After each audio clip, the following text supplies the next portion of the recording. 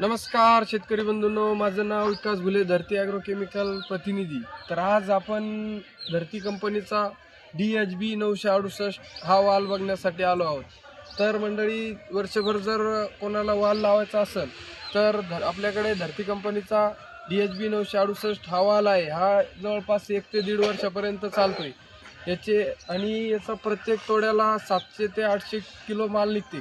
तर या वाहनाची वैशिष्ट्ये सांगायची जर झाली तर गडद हिरव्या रंगाची चमकदार फळे आहेत व व्हायरस येलो मोजॅक जो बाकी वाहनावर येतो तो यावरती येत नाही।